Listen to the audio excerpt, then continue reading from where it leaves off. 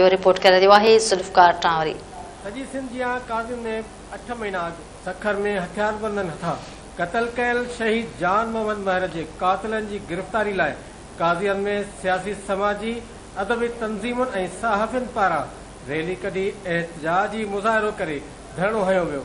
उन मौक़े ते अॻवाननि धरती टीवी सां ॻाल्हाईंदे चयो आहे, शहीद जान मोहम्मद महर जे कातिलनि जी गिरफ़्तारी लाइ आहे त असां हुकूमत पाकिस्तान खां चीफ जस्टिस ऑफ पाकिस्तान खां मुतालबो था कयूं त शहीद जान मोहम्मद महर जा कातिल ऐं सहूलतकार फिलफोर गिरफ़्तार कया वञनि ऐं गॾोगॾु सहाफ़ियुनि खे तहफ़ुज़ फराहम कयो वञे।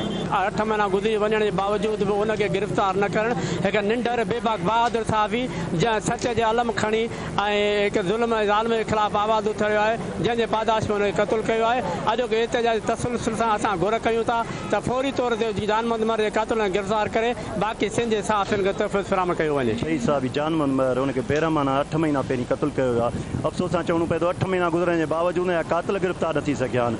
असां हुकूमत वक़्त खां इहो घुर था कयूं त हिन शहीद जान मोहम्मद महर जे कातिलनि खे फुलफोर गिरफ़्तार कयो वञे। जेसीं शहीद जान मोहम्मद महर जा कातिल गिरफ़्तार न थींदा असांजो एहतजाज जारी रहंदो। कैमरामैन साजिद टांवरी सां गॾु ज़ुल्फ़कार अली टांवरी, धरती टीवी न्यूज़, काज़ी अमल।